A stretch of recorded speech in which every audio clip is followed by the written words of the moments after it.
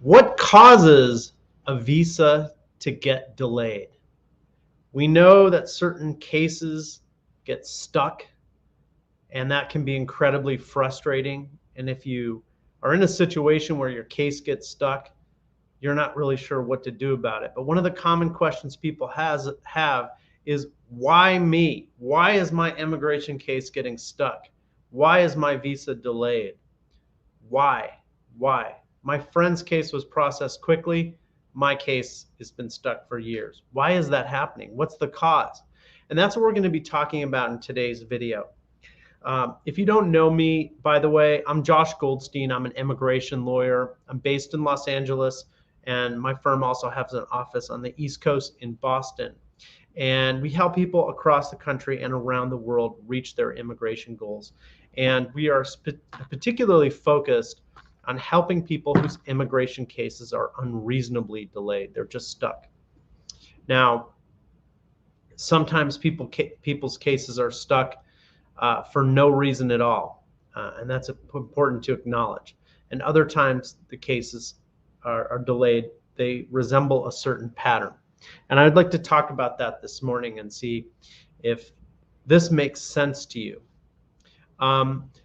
So when an immigration case gets stuck, often there's a very specific reason why it's stuck. There's something that causes it. And that is, when someone goes to the interview, they don't have all their ducks lined up. What do I mean by ducks? The officer says, I want to see your birth certificate, for example. And the person says, oh, my birth certificate? I left that at home. I didn't know I needed my birth certificate. Well, the officer says, no problem. You can we'll give you an opportunity to bring your birth certificate back. And then at that point, the case slips into a delay, and it gets delayed and delayed and delayed. So the trigger at that point was the fact that the person didn't have all the right documents at that time. Now, when you go to your interview, you should bring every single document that has any possible relevance to your case. Anything, bring it all. You don't want to be in that situation. A lot of times people need a new affidavit of support, but they didn't bring it with them. And so that is the cause for the delay. So that's really important. But sometimes even when you have all the right documents, there is a delay. Now, what I would say is that often the cause for the delay is your country of origin. If you're from a country that has difficult relationship with the United States politically, then you're more likely to be delayed. What am I talking about? If you're from a majority Muslim country, you're more likely to have a case that's delayed. So many of our clients are from Iran, Iraq, the Middle East, Morocco, Somalia, different countries like that. Majority Muslim countries. Those are people that are subject to delays. Now, this is incredibly unfair in my opinion, because one of the most fundamental principles in the United States is that everyone's equal under the law. And we also, another fundamental principle in the United States is religious freedom and tolerance. So you can have any religion in the US, you can have the freedom to practice any religion. We have no national religion in the US. The United States was founded as a place where people could practice whatever religion they want, and that's in the Constitution. But nevertheless, there is this discriminatory aspect to visa delays. And that's it. That's part of what's going on. So if you know that, you should be prepared for it. If you're from Iran, Iraq, Saudi Arabia, Kuwait, Bahrain, Lebanon, Jordan, you name it. These are the people that tend to have the delays. And the others are people from countries with difficult relationships with the U.S. Countries like, for instance, Russia, China, Cuba. We have a lot of Cuban clients. And Cuban clients often have to go to third countries to Hey, there he is. Rocky, have a great day. Great to see you. Cubans, like Iranians, they often have to go to a third country to get their visas processed, and that adds a logistical issue. But Cuba has a bad relationship with the United States, and this tends to hurt ordinary people from Cuba who are trying to get visas. we find that to be incredibly frustrating and difficult, and this is a source of a lot of problems. If you're from Iran, then you're well aware that the governments of the U.S. and the government in Tehran don't have a great relationship, and there's a long history to that. And what I care about is ordinary people trying to reach their immigration goals. People in China and Cuba and in Iran are not the same as the governments in those countries. So I make that distinction. And my goal is to help ordinary people reach their goals. A lot of times people think that the cause of a visa delay is their visa type. They think, oh my God, I'm going for a national interest waiver visa. I'm going for an EB-1A visa. I'm a highly educated person and I'm being targeted for delay. And if I had a family-based case, that my case would go better. And that's not true. That's a myth. I think that your case is delayed probably because of national origin. A lot of times people think their cases are delayed because they worked for the government. I also don't find that to be true. This is just anecdotal. There is no hard evidence or statistics that show the cause of visa delays.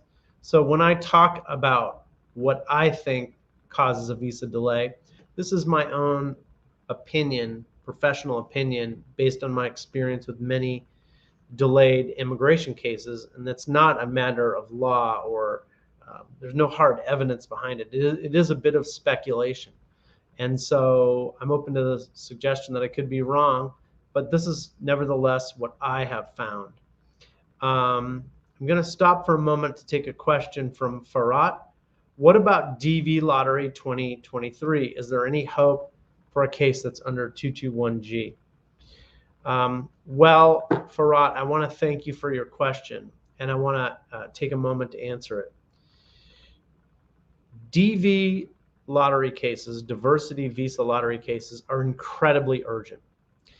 If you have one of these cases, you know that being selected for the DV lottery doesn't mean you're going to get your green card. Going to your interview doesn't mean you're going to get your green card. You only get your green card when the visa is issued, and you only get the visa issued if that happens before September 30th.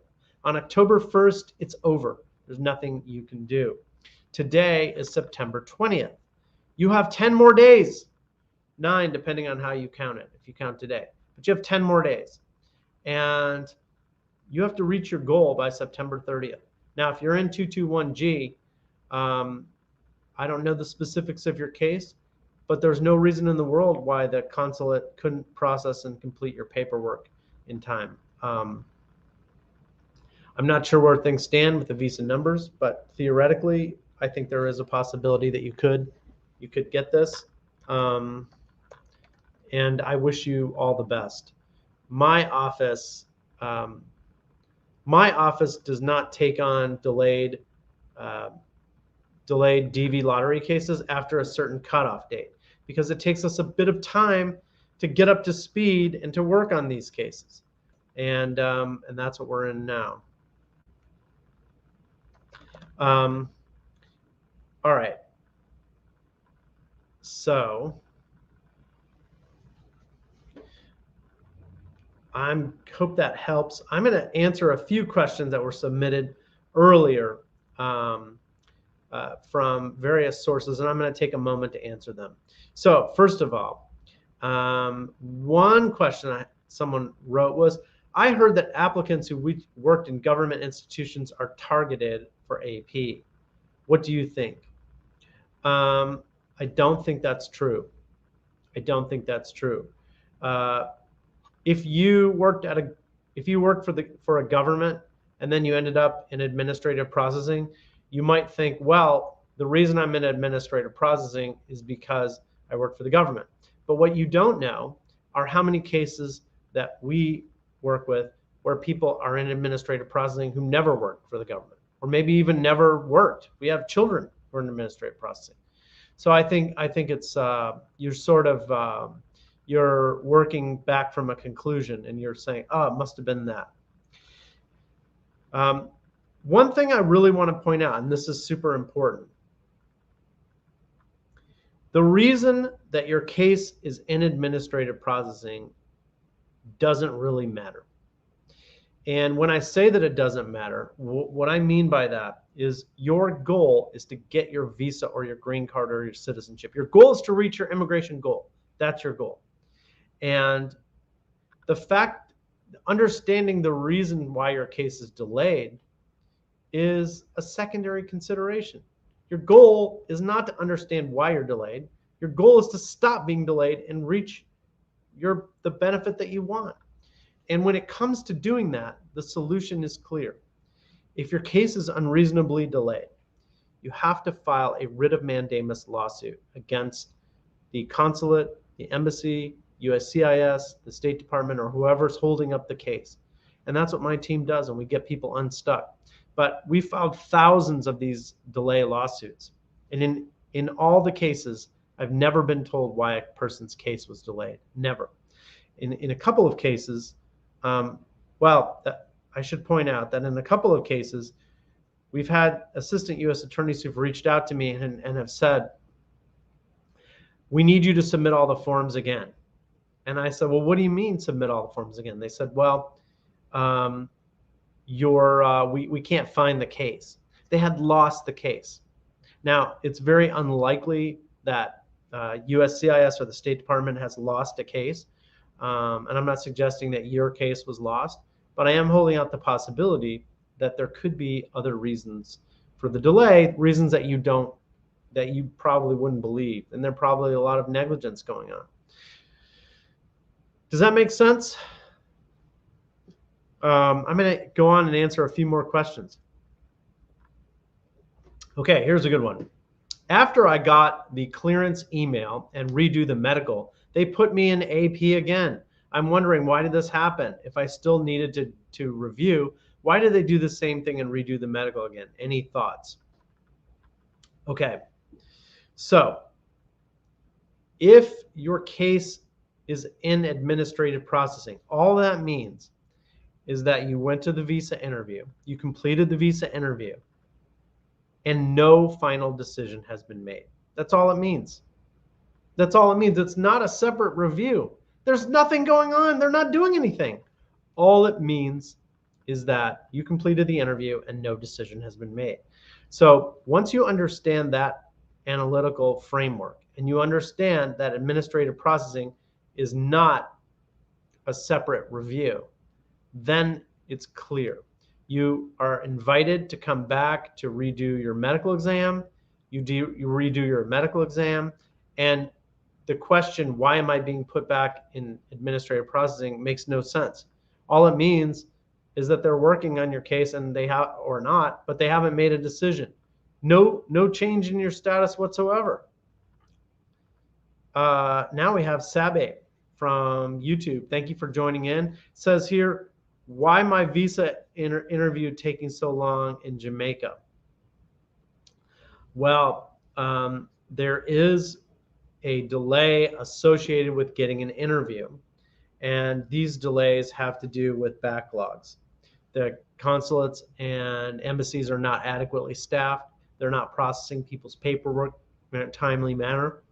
And I think that's what's going on, and it's incredibly frustrating, Sebe, and I hope you get your interview very, very soon. All right, let's do another question. Please tell us about updates on the CIAC website. When I checked my status, for example, yesterday,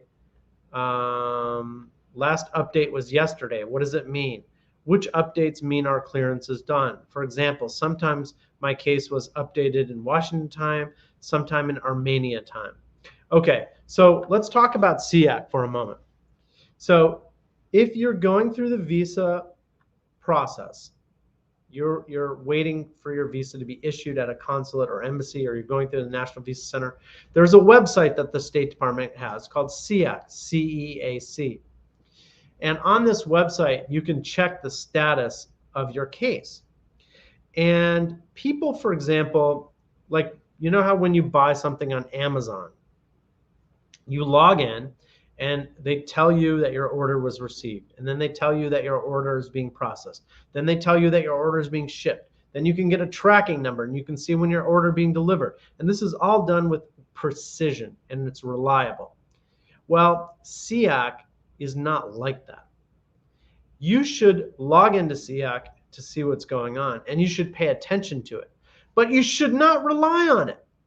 An update on CIAC is an utterly meaningless event, and it's a source of a lot of misinformation.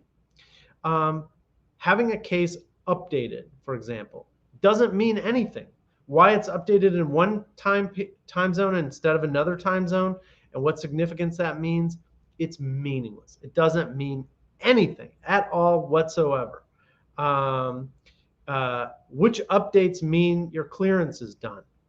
The only update that means that your clearance is done is when your visa is issued and it's in your hand.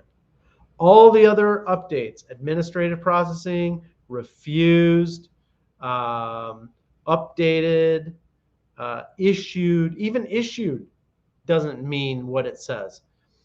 I only consider a visa issued when it's in your hands. I don't think that CIAC is reliable. Does that make sense? Any questions about this?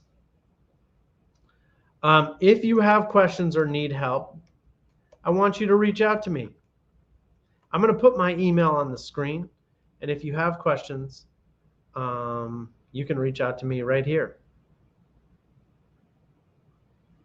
I'm going to put this on. All right, hope that helps. So now we are going to go to a few more questions. Let's see. All right, here's a question. If I change my job or travel to another country during AP, should I tell the embassy? Well, let's talk about that. So when you go through the immigration process, you have to fill out forms, and the forms ask for all types of questions. And they ask for your employment history or your travel history. And when you go to an interview, they may ask you to update your forms. And this is good and normal. But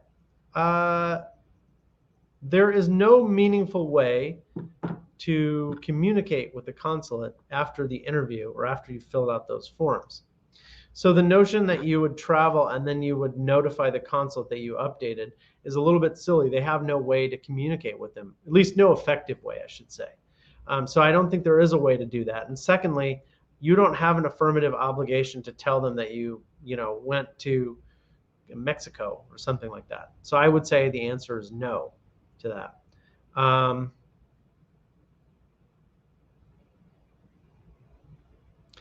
Here's a good question. This is a really good question.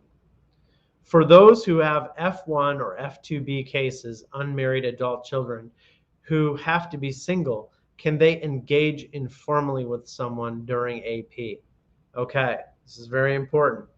So if you are, well, let me define this. So there are certain visa categories that are for unmarried children. And if you get married, then you're disqualified. You're no longer eligible for the visa.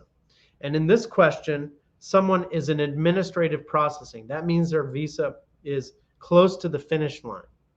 And if they were to get married, they would be disqualified from getting the visa.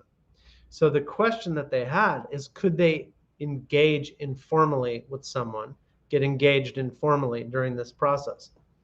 Now, listen closely to my answer. As long as you are not legally married, then you technically have not disqualified yourself from being issued, from getting a visa that is for someone who's unmarried, right? You're not married, so you deserve the visa, or you're not ineligible for the visa.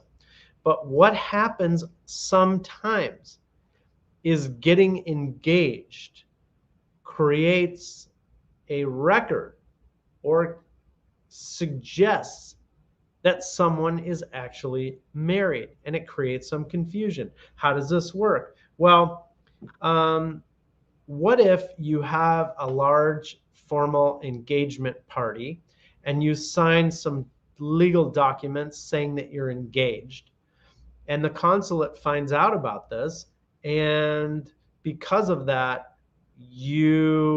they start to wonder whether you're actually in fact married. Maybe there's some possibility that you're married, and then the visa is denied improperly. That happens quite a bit. And so what I would say is you shouldn't do anything to suggest that you have taken steps towards getting married, even by informally getting engaged, if you are seeking a visa for someone that's unmarried.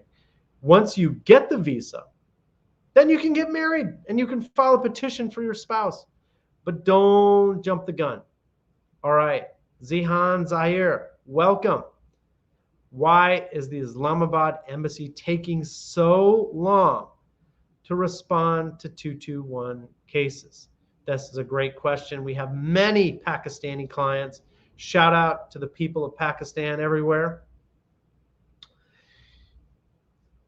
The embassy in Islamabad is not doing its job. It has a legal obligation to process paperwork within a reasonable period of time. And when a case gets stuck in 221G and it's stuck and it's delayed and it's delayed, and if you're on an H-1B visa, maybe you're worried about losing your job or you're losing valuable time towards your eligibility. If that happens, then it means that they're not doing their job. And the solution is to file a mandamus lawsuit and get your visa issued and be on with it. Now, here's my email address. If you need help or you have questions about why your case is in 221G and what you can do to get it out, I want you to send me an email. And in the subject line, I want you to put "no more waiting." Try that out. We'll be able to help you out. And we could even give you a free strategy session with our team. You could meet with a director of client engagement at my firm, and they can talk to you about the work that we do and how we can help you get your visa issued quickly. So let's go back to some more questions. Here's one. I was interviewed at the U.S. Embassy, and the officer told me my case needs AP. Can I travel during this time period, or may it prolong the process? Here's Sekou says, can I ask you a question? Yes, please ask. But to get back to the question, can you travel during administrative processing? If you have your passport, yes, you can travel. Could it prolong administrative processing? Maybe yes, maybe no. But you have to live your life, and I think you should move on and do your traveling.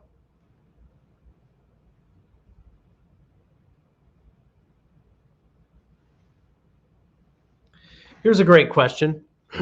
What do you recommend to avoid administrative processing, such as don't change our passports after the interview, bring completed documents to the interview?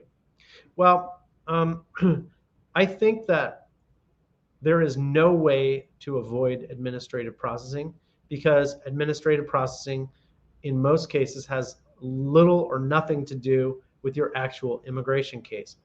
Obviously, if you don't have all the right documents with you at the interview, then you can't get approved at the interview, and there's going to be some administrative hiccups. So that's true. But most of the time, even for people who bring all their documents to the interview, administrative processing is triggered by factors that are beyond your control. Largely, in my opinion, administrative processing is caused by people who've been profiled by their country of origin. So if you're from Pakistan, Iran, Egypt, Jordan, Morocco, or any other majority Muslim country, or if you're from a country that has a difficult political relationship with the US, such as Cuba, China, Russia, if you're from a country that has some other complication, then your case will be targeted for administrative processing. We have a lot of Mexican clients.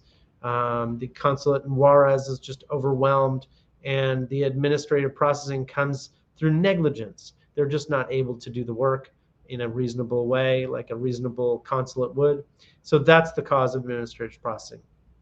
But I don't think it's the applicant herself that's causing administrative processing.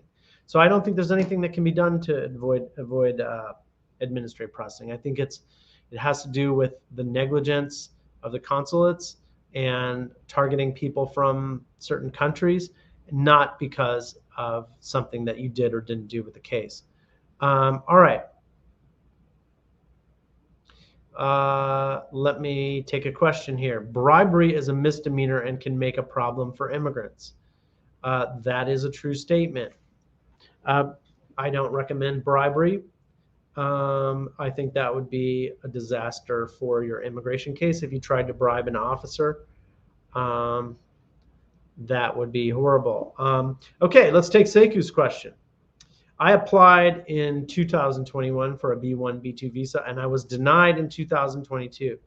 Now I'm accepted in the Catholic University of the US for a master's program, but I don't really know how it's going to be, majoring in data analytics. So I think you have the same sort of problem, probably, and that is getting a B1, B2 visitor visa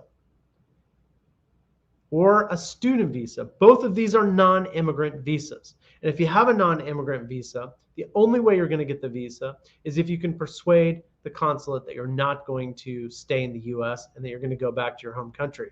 And if you were denied a B1, B2 visa, it's probably because you failed to do that, or you weren't able to persuade them that you're actually going to go back to your home country. And if you can't persuade them that you're going to go back to your home country, you're not going to get your visitor visa. And you're also not going to get a student visa. The only way you can get your student visa is if you can show that at the conclusion of your course of study, you are going to go back to your home country. So the trick, the key, the goal is to provide a lot of evidence that you have strong ties to your home country. You own real estate, you have family, you have a car, your educational program fits into your overall career goals. You have adequate money to pay for the school. These, I think, are going to be the keys for you if you want to do this.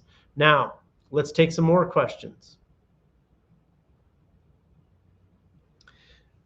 Here's one. I'm tired of waiting for a long time, and I can't take it anymore. What can I do to get rid of administrative processing? The answer is straightforward. You have to file a writ of mandamus lawsuit against the consulate or embassy. That's it. You have to sue them. You have to file a lawsuit because it is your legal right to get the decision on your visa application within a reasonable period of time. Think about it this way. You've done everything that was asked of you throughout the immigration process. You filled out the forms. You paid the fees. You provided a photograph of yourself. You prepared all the correct supporting documents. You did all that was asked of you. You showed up at an interview. You answered their questions under oath. Everything that was required in the immigration process, you did this. And now the consulate has to do their job. They can't just string you along endlessly in 221G. They have a mandatory legal obligation to make an up or down decision within a reasonable period of time. And when they don't do that, at some point, the pain of waiting becomes too great. And at that point, you stand up and say, I'm not going to take this anymore. And then you contact us and we can sue them and help you get your visa quickly sorted out. Most of our clients for mandamus get a decision within a couple of months. And at least you know you have a plan for success and a team behind you to support you. You're not just in the dark waiting endlessly. All right, here's another question. What does a lawyer do in filing a mandamus lawsuit?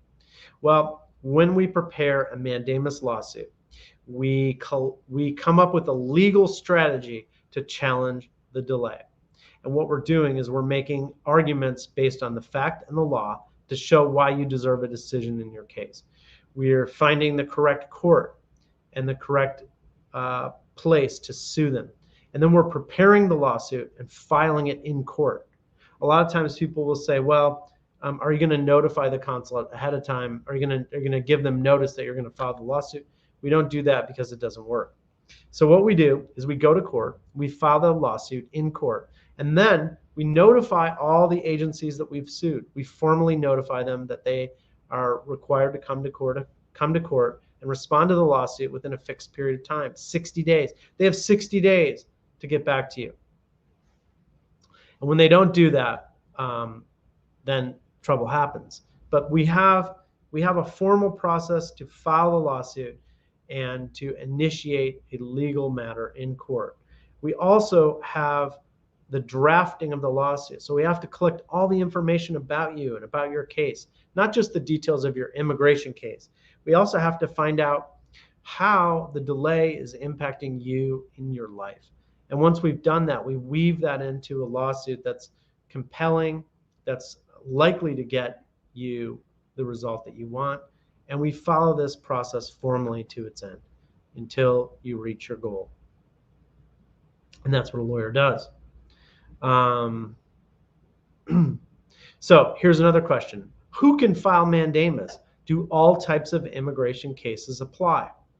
That's a great question. The fundamental basis of a mandamus lawsuit is that there has been an unreasonable delay in the processing of your immigration case. It's based on the concept of unreasonable delay. Now, in theory, in concept, all types of immigration cases could be subject to unreasonable delay. And so really almost any type of immigration case can be subject to an unreasonable delay. And the next question is, well, how long does a delay need to be before it's considered to be unreasonable? And the answer is, it depends. If you have an immigration case that's delayed and you're considering filing a mandamus lawsuit and you're wondering whether you might be eligible or whether it would work, then we can offer you a free strategy session with our team, and we can review the details of your case, and we can give you advice on whether we believe that you would have a case that would work well for mandamus. We don't accept as clients all people who want to hire us to do a mandamus lawsuit. We have to review your case carefully and do our due diligence and make sure that we believe that you have a reasonable chance for success and your case has merit. We don't want you to hire us and pay us money and then get a bad result. And sometimes people get mad when we turn them down and we say, sorry, we can't take your case, but it's for the best because we don't want someone to be denied. Now, if you have a case and you're thinking about maybe doing mandamus and you would like a free strategy session with our team, I want you to email me. And in the subject line, I want you to put no more waiting. This will get my immediate attention, and I can respond and help you set up an appointment with my team or give you some advice. That's my best answer to that. All right. Here's another question. I'm a permanent resident, not a U.S. citizen. May I file a mandamus lawsuit for my wife's case? And the answer is yes. We have to check to make sure that your priority date is current. But yes, many of our clients are permanent residents. Many of them don't have any immigration status. So don't think it's only for U.S. citizens. Because there is a deadline of September 30th for DV lottery, when is the best time to file a mandamus lawsuit? This is a great question. Well, today's September 20th.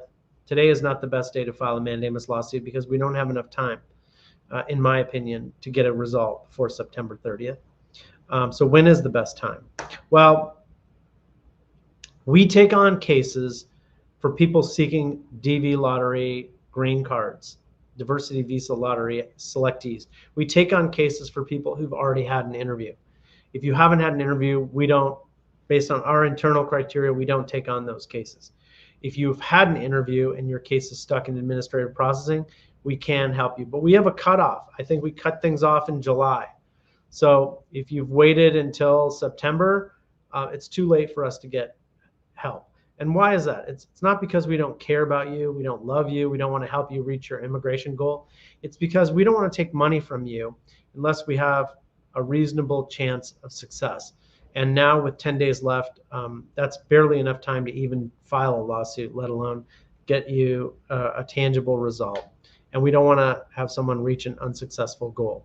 Not everyone who hires us gets approved, but we don't take cases unless we think they have merit, and that's how we do things.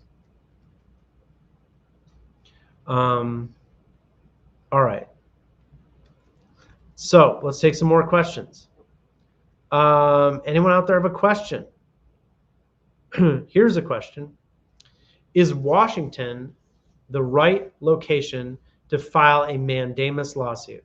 Because I heard some states have better judges. Can we file from any state we want, or are there some rules? That's a great question. So here's how it works. When you hire us to do a writ of mandamus lawsuit, we review the facts of your case very carefully. And the legal issue that you've raised is called venue. Which court has jurisdiction over your particular case? And the rules are complicated. And when we review your case, we ask ourselves a couple questions. What are the available options in terms of locations to file the case? Which courts have venue, and where could we file? And then we ask ourselves a strategy question. Where can we file to get you the best possible result? Sometimes the answer is Washington, D.C. Sometimes the answer is Maryland. Sometimes the answer is some other state where there's a sub office that we can attach. And sometimes the answer is in a different state altogether where the applicant lived or resides. So it really depends. We file where the petitioner lives. We file where the beneficiaries are. We do all sorts of things, and we're trying our best to give you the best outcome. But the answer really depends on the facts of the case. Here's another one. I was interviewed and put in administrative processing in October of 2022. The last update on CIAC shows that my case was updated 5 months ago.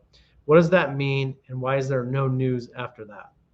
Well, first of all, you should know that updates on CIAC don't mean a damn thing. They're meaningless. They don't mean anything. So I think you should disregard all the updates. And you should know that you went into administrative processing in October of 2022, and nothing at all has been done since then. Nothing. That's it. And that's what you should know. Now, the question is, what should you do about it? And the answer is, you have two choices. One, you can take your hands and sit on them and continue waiting and waiting and waiting and hope that someday your visa will be processed and hopefully issued. Or you can take action. And at some point, the pain of waiting becomes too great. And it's at that point that you decide that you're going to do something about it. And that's when you can pick up the phone and you can call us, or you can book an appointment with our team, and we can sue the consulate and get your visa unstuck. All right, here's a question. Why do some applicants get a clearance email 2 or 3 weeks after filing a mandamus lawsuit, but some others get the email after 2 or 3 months? What's the difference? And the answer is that there is no answer. There is no answer to why some people get their visas approved in 2 or 3 weeks, and sometimes some people get their visas after 2 or 3 months. Some people get put in administrative processing and others don't. I have no insight whatsoever into why that is. We've had people get approved in 2 weeks after filing the lawsuit, And most applicants, it takes several months. There's no real pattern or insight that I can offer you into why that is. It just has to do with the individual particulars of the case, or maybe something to do with the way that the consulate processes that case that we're not aware of.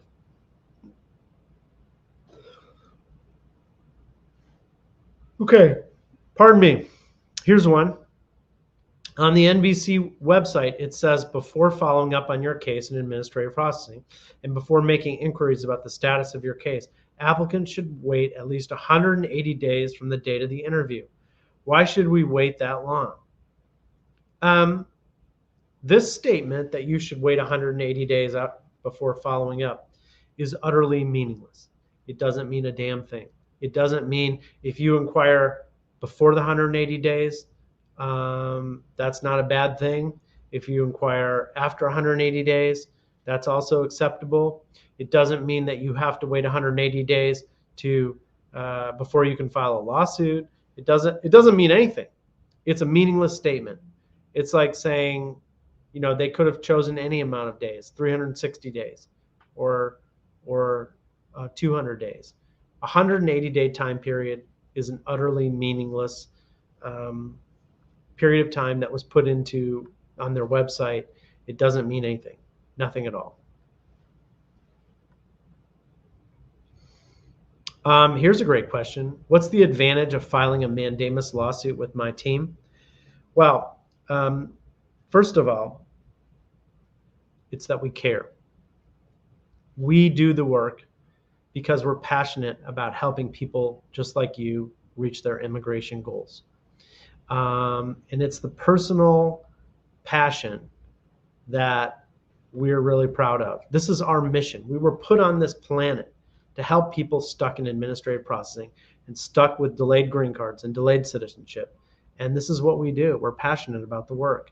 I absolutely detest these nonsense review delays and these security checks. We've heard all about this. It's meaningless. And what you need to do is you need to understand that there is help and we can help you. The other thing is we have considerable experience. We've filed thousands of these lawsuits. We filed almost 600 of these lawsuits in 2022, and we're on track to more than double that for this year. So we have considerable insight into how the process works, what separates an unsuccessful case from a successful one. And that's why people hire us. It's for the results. We also have impeccable customer service. So when you file a case with us, you're going to be constantly informed about the status of your case and about what's happening. And there's all sorts of things. These are the main reasons. It's customer service, it's passion, it's experience, and it's results. People hire us because we get the results. And that's why people call us. They pick up the phone and they say, yeah, we got your number from a friend and my cousin or someone like that. We take on so many referrals.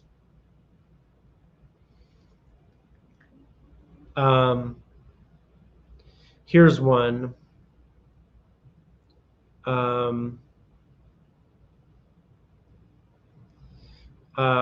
I filed a mandamus lawsuit, and my question is, how do I know when my visa is ready? Will the embassy send you an email? Yes, they notify you by email that your visa is ready.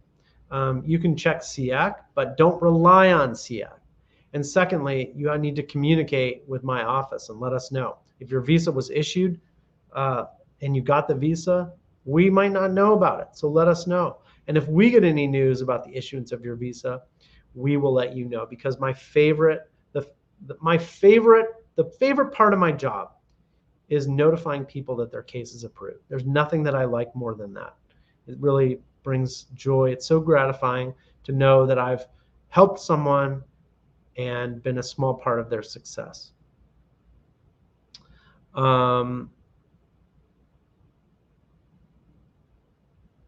Here's a question. I left in the middle of my studies in America to renew my visa, and there's been no news since June. Well, at some point, you need to take action and file a mandamus lawsuit. I think it's horrible. I can't imagine how disruptive that would be to be away from your schoolwork, from your university, from your course of study. But the truth is you need to do that. Faisal, hope all is well in Pakistan. Here's a Shazia. Any predictions on when the visa bulletin chart A will move for F3 or F4? I hope it'll move soon, but only a fool would try to predict what would happen with the visa bulletin. It's beyond prediction. It's like, I can't see the future. I hope it comes soon, but I don't know.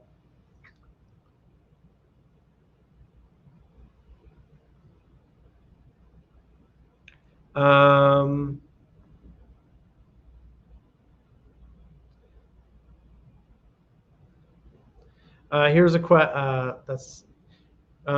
Many applicants entered the administrative processing stage in May. Did anyone get clearance?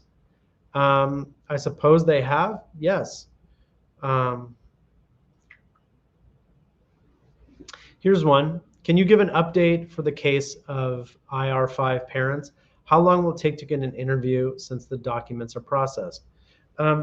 Well, what you have to understand is that right now the immigration system is at a breaking point, and that the processing of all immigration cases is unreasonably delayed. If you've applied for your mother or father as a U.S. citizen, you have to understand that this is going to take a long time. And I think it's really important to have the right mindset. And the right mindset is that, if you're if you're in a big hurry, if you're super anxious about how long the process is going to take, you're going to drive yourself and your lawyers crazy, because the truth is that no one knows exactly how long it's going to take, and it depends on a lot of factors, and it's probably going to change over the course of the processing of your case. Roughly, I'd say right now, it could take well over a year, maybe 2 years, to get a case like this processed from start to finish, from filing the visa petition to having the visa in your hand. Many consulates are extremely backlogged in terms of when they schedule interviews. And after they do schedule the interview, many applicants are put in administrative processing. So there's all sorts of hiccups along the way. And I think that a mindset of patient determination is needed. But I can't possibly predict how long that something would take.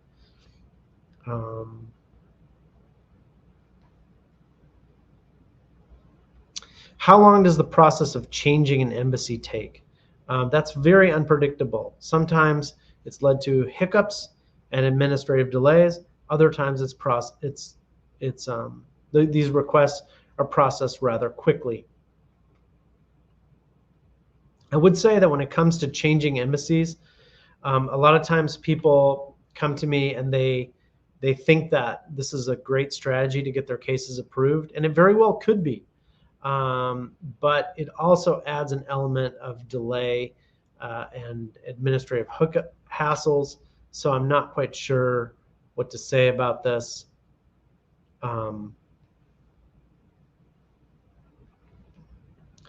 Let's go to Faisal's questions. I have an approved I-140 petition. My priority date is the 29th of November, 2022. I have a valid B1, B2 visa. Can I travel to the US and apply for AOS? The answer is no. Let me explain.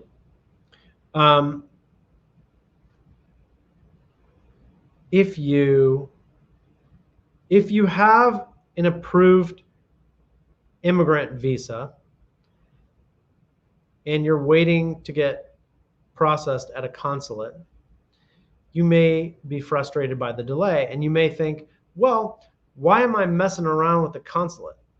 Why don't I just use my visitor visa and skip all this embassy nonsense and come right in and just apply for adjustment of status in the US? Why do I have to do that? And I'm going to explain why you can't do that.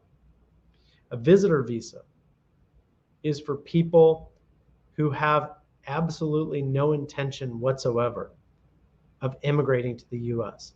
You got the visitor visa because the consulate was convinced that you were going to go back to your home country at the end of your stay. And when you come into the US, you are effectively declaring that you are not going to do what Faisal just suggested. You are suggesting that you are going to come into the US for a visit and then you're going to go back to your home country. If you come into the US and you pretend to be a visitor, and instead you stay in the US and you apply for a green card through adjustment of status, when your real intention was to get the green card, not to visit, that's visa fraud. And what would happen is your case could run into problems where you'd get a fraud waiver. And they'd start asking you, what was your intention when you came in? So, Faisal, have you ever heard the expression, shortcuts make long delay? I think that that's the case. Should you transfer your case? Again, I think the strategy of moving it to another consulate is often seems like a good idea, but I don't know how well that would work. You might be going from out of the frying pan and into another frying pan. I don't know if that would be super great. I think the real solution, if your priority date is current, your real solution is to consider a mandamus lawsuit. This has been the strategy that we've used with great success in many cases. Here's one. My daughter went to the NVC and was told to fill out the DS-260. My husband and I are citizens and residents of the United States for an unmarried child over 21. I had filled out the I-130 F2B category. After citizenship, we changed to F1. After completing the, do I have to submit a I-864A, I-864A, W2, Of course, I paid the $120. When I sent all the requested forms, I must attach a DS-260. Okay, this is a technical question that depends on the facts of your case, and I would need to review it more carefully. But essentially, when you go through the consular processing path, you go to the NVC and you have to fill out forms. And one of those forms is a DS-260, and another forms relate to the affidavit of support. And you have to fill out all those forms. I think this question is very case specific.